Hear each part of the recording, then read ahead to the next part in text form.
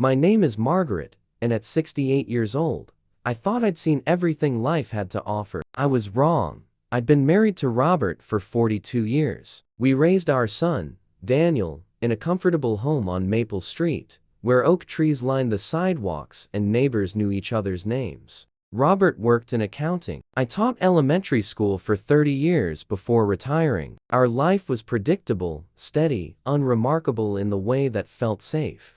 Daniel married Christine 7 years ago. She was lovely at first, or so I thought. Blonde, energetic, always smiling at family gatherings. But over time, I noticed small things. The way she'd roll her eyes when Daniel spoke. How she'd interrupt him mid-sentence. The condescending tone when she corrected him in front of others. Still, I kept my observations to myself. A mother learns when to speak and when to stay silent. That Tuesday in October, I returned home 3 days early from a business convention in Denver. The conference had been tedious, and I missed my own bed. Robert was visiting his sister in Maine, so I expected an empty, quiet house. I unlocked the front door around 9 in the evening. The living room was dark, but I heard voices upstairs. My heart quickened. Had we been robbed? I climbed the stairs slowly, each creak of the wood making me wince. The voices came from our bedroom. Our bedroom. I pushed open the door.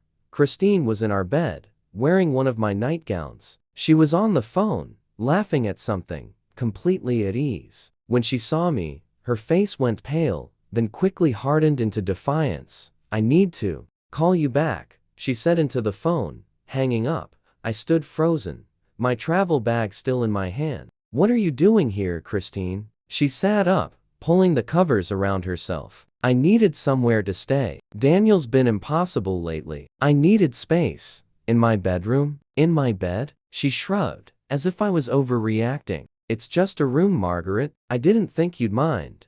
Just a room. My sanctuary. The place Robert and I had shared for decades. Where we'd comforted each other through losses, celebrated quiet victories, held each other through long nights. Where's Daniel? I asked, my voice trembling. At the house. I told him I needed time alone. She examined her nails. He can be so suffocating sometimes. Something cold settled in my chest. This woman had invaded my home, my private space, without permission, without even a phone call. I think you should leave, I said quietly. Christine's eyes flashed. Excuse me, you heard me. Please gather your things and leave. She laughed, actually laughed. You can't be serious. Where am I supposed to go at this hour? That's not my concern. Her expression turned ugly. You know what? Daniel warned me you could be difficult. Said you never really approved of me. I said nothing. Sometimes silence is the most powerful response. She climbed out of bed,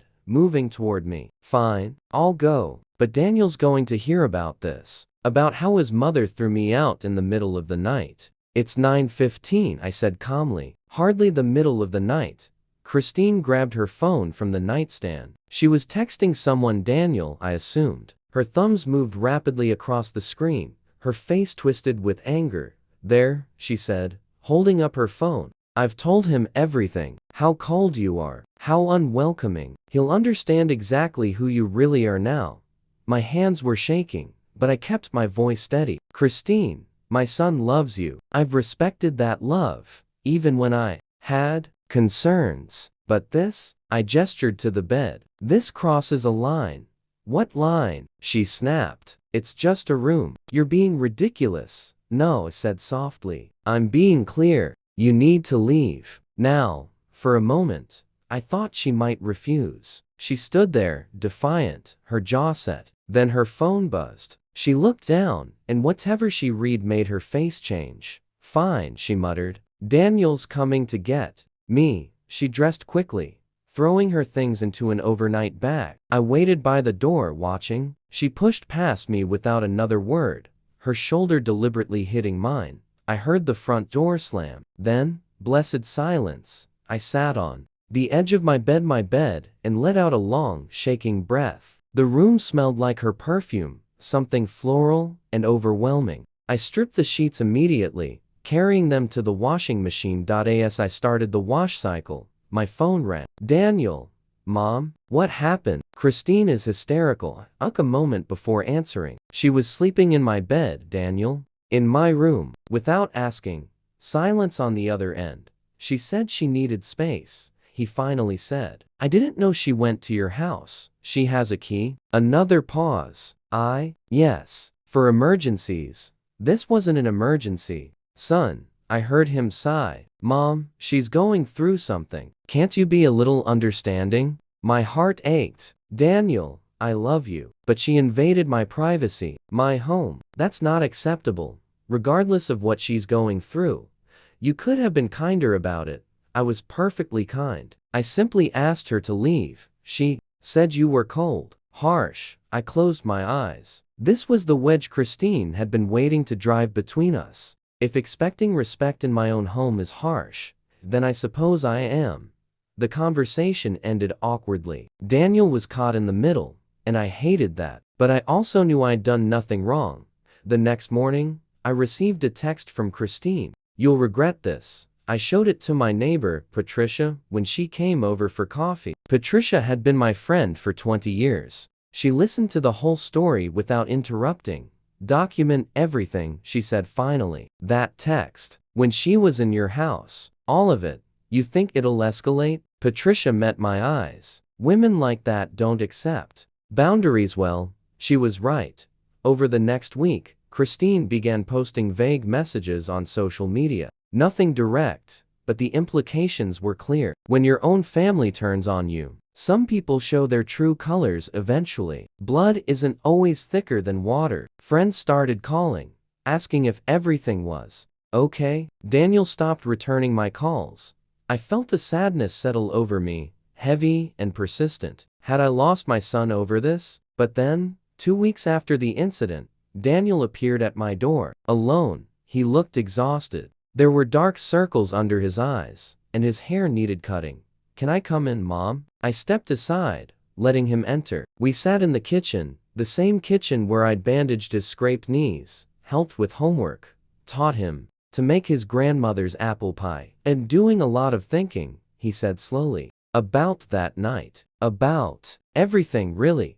I waited. Christine told me her version. But then I thought about it, really thought about it, and I realized she went to your house without asking. She slept in your bed, your private space. He looked up at me. That wasn't okay, was it? Relief flooded through me. No, sweetheart, it wasn't. I've been making excuses for her, he continued, for a long time. The way she speaks to me sometimes, how she criticizes everything I do. I told myself marriage was about compromise, about patience. It is, I said gently, but it's also about mutual respect. He nodded slowly. I asked her to apologize to you. She refused, said you owed her an apology. We sat in silence for a moment. Mom, I think I've made a mistake. My heart broke for him. Oh, Daniel, keep thinking about Dad and you, how you treat each other, the kindness, the consideration. Christine and we don't have that. I reached across the table, taking his hand. What are you going to do? I don't know yet, but I needed you to know I see it now. I see what you saw. Over the following months, Daniel and Christine separated. It wasn't easy. There were lawyers, arguments, painful divisions of their life together. But Daniel emerged stronger, more himself than he'd been in years. Christine sent me one final message. You poisoned him against me. I didn't respond. Some accusations don't deserve the dignity of a reply. A year later, Daniel met someone new. Her name was Sarah. She was a kindergarten teacher with kind eyes and a gentle laugh. The first time she visited our home, she brought flowers for me and asked permission before using the bathroom.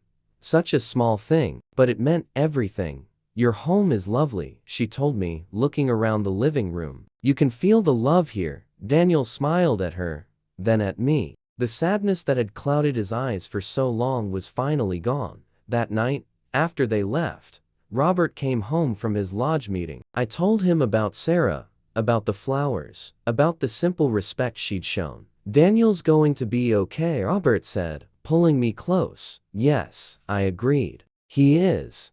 Sometimes love means holding boundaries. Sometimes kindness requires saying no, and sometimes, the greatest gift we can give our children is showing them what respect truly looks like, even when it's difficult, even when we're called cold or harsh or difficult for doing so. I'm 69 now. My hair is silver, and I wear glasses that always seem to slide down my nose. I've learned that wisdom isn't about always knowing what to say, it's about knowing when to speak and when to stand firm. And I've learned that home isn't just a place. It's a boundary, a sanctuary, something worth protecting. That night taught me I still had strength I didn't know I possessed. And it taught Daniel something too, that real love never asks you to accept disrespect, not even from family, especially not from family. Some stories don't end with dramatic confrontations or revenge. Sometimes they simply end with clarity and with the quiet knowledge that you stood your ground when it mattered most. That's enough.